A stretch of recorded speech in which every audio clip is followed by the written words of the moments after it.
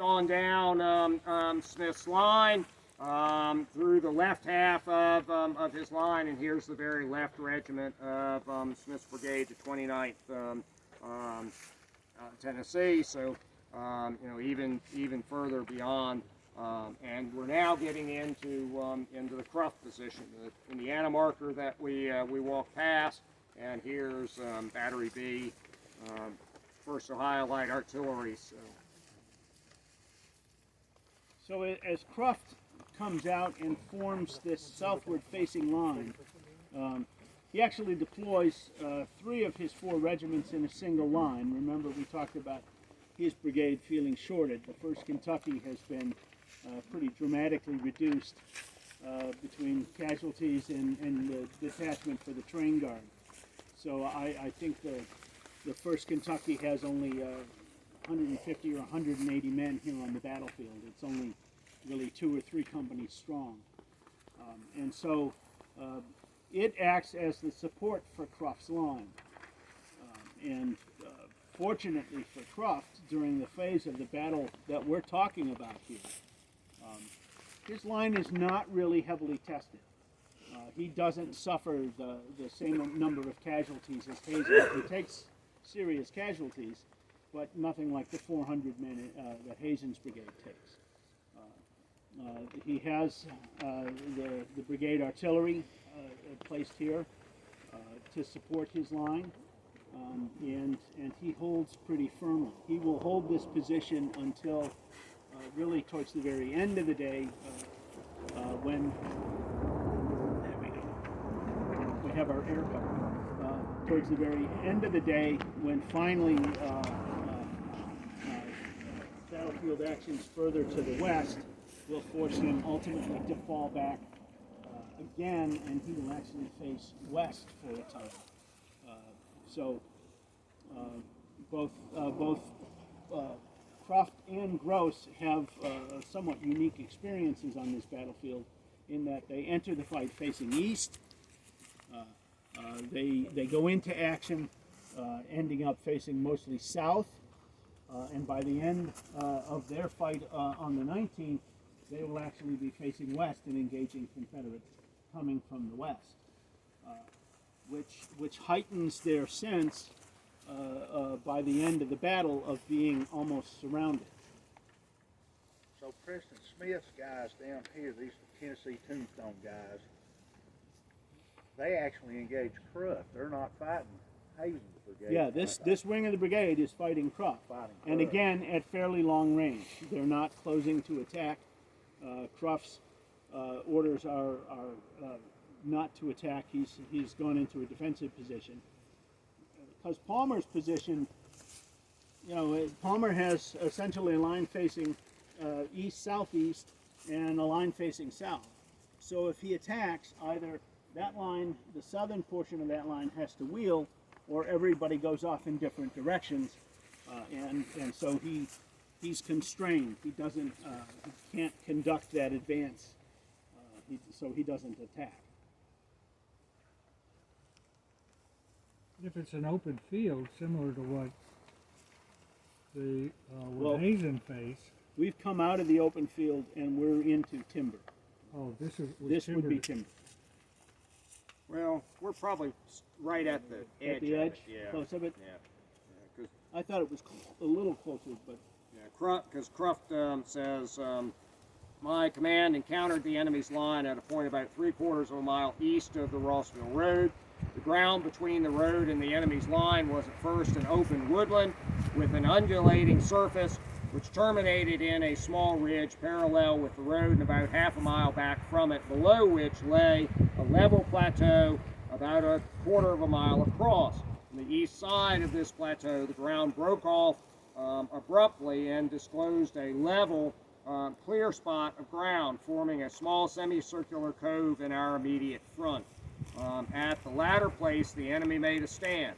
He had the advantage of position against a line formed on the margin of the plateau. My line was therefore thrown down the side of the bank and rapidly formed on the same level with the enemy. 3 of the regiments of the brigade were placed immediately in the fight.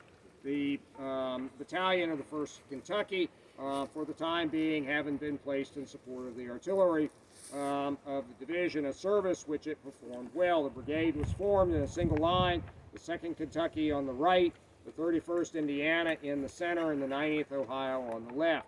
Half the battery was opened on the enemy with canister from the plateau immediately over the heads of the troops. The other half of the battery was placed on the ridge, a quarter of a mile to the rear, to shell the woods in our front and flanks. At this point, the line of battle stood north 20 degrees east. So get your compass out. The fight became very severe in my front at 12:40 p.m. and lasted until 2:20 p.m., an hour and 40 minutes.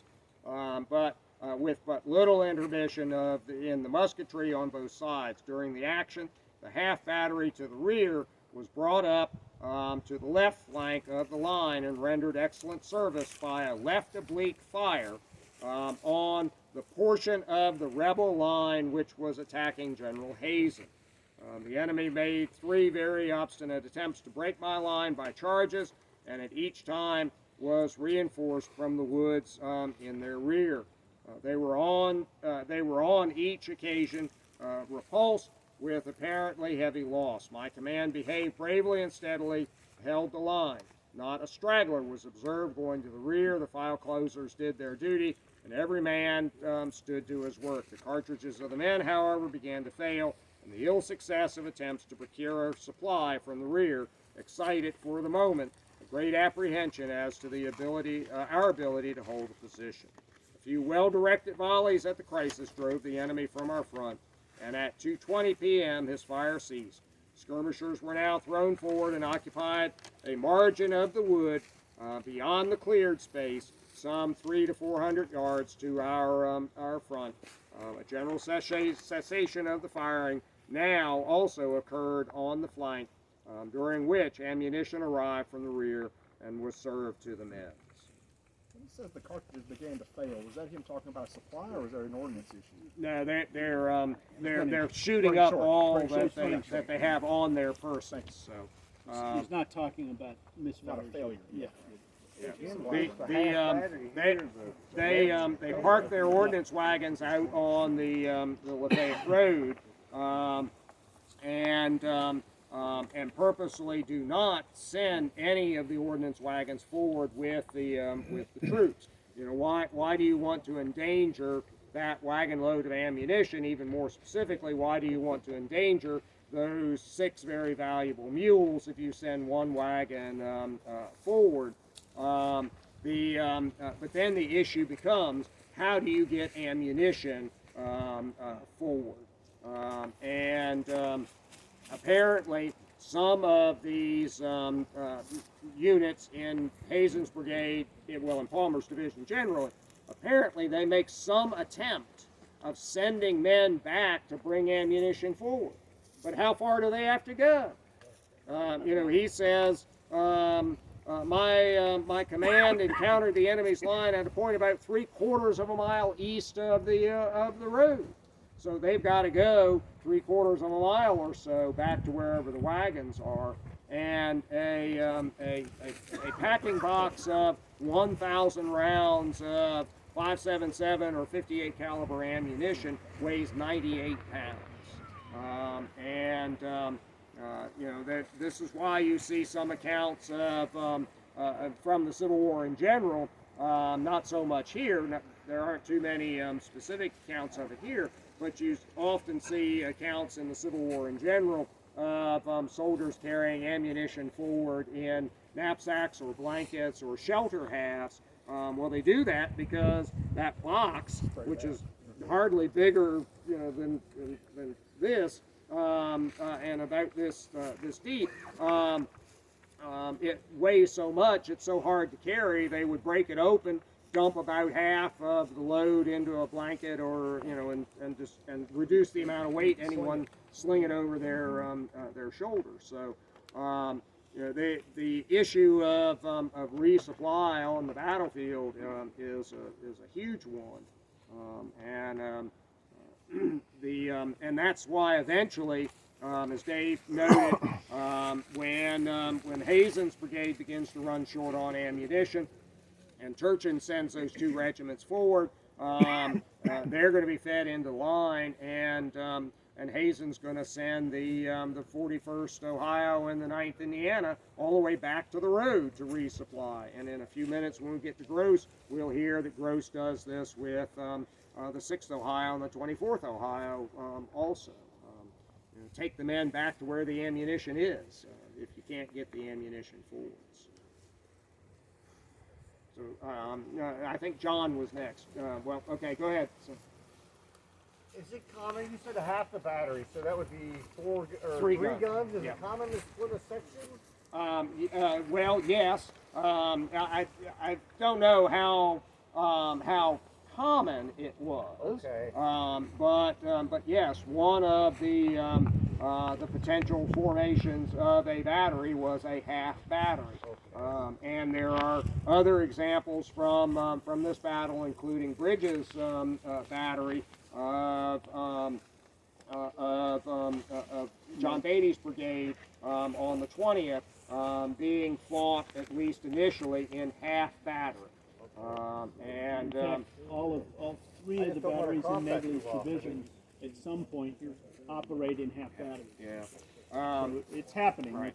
But it's not as common as by section. Was that due to the terrain, or was it just more of a tactical decision? It's mostly tactical decision. Where you have an opportunity to fire, and what guns you might need.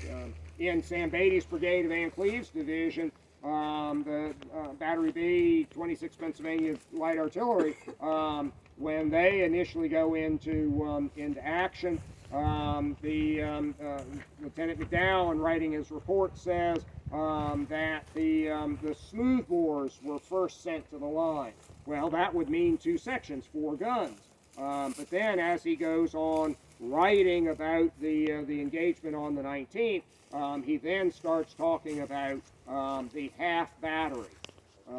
And so apparently Stevens might have initially ordered the 2 smoothbore sections forward onto the line, and then as the action continued, the rifled section comes up and joins, and then Stevens splits the battery into half batteries. Would you usually split that, like if that was the case, 2 rifled and 4 smoothbore? We'd do the half battery as 2 and 1, 2 and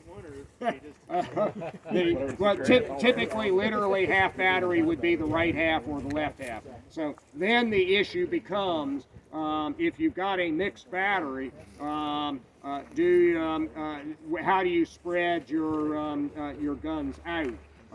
In that battery, in Stevens' battery, you have a section of rifled guns and 2 sections of smoothbore guns. But and in other batteries, you've got 4 smoothbore 6-pounders and 2 12-pound field howitzers. But in Carnes's battery, Carnes says very specifically, I put the howitzers on the flanks of my battery, and he fought a long battle with the Park Commission, and eventually got the Park Commission to reorder the guns on the line. The Park Commission originally put the guns out, the 2 6-pounders together and the 2 12-pounder field howitzers together. He fought a long battle and eventually got the Park Commission to switch the guns so that the howitzers are on the ends of the gun lines. That would be a very unusual formation, because you're right. splitting one section and putting it on each flank. So there seems to be no standards. And in Bridges' battery, he's got the Napoleons on both flanks of his line. So the number 1 piece, the right gun, is a 12-pound Napoleon. Guns number 2, 3, 4, and 5 are 3-inch ordnance rifles, and gun number 6 is the other 12-pound Napoleon. It's probable, it's an assumption on my part, but it's probable that they're doing that because the Napoleons and the 12-pound howitzers are more effective anti-personnel weapons, and they can fire bigger rounds of canister. Protect the flank a little better from infantry fires. If they have to pivot and fight with one gun in a flanking direction, At least you want to pack your biggest punch. Okay. We're gonna move on from here. Yes.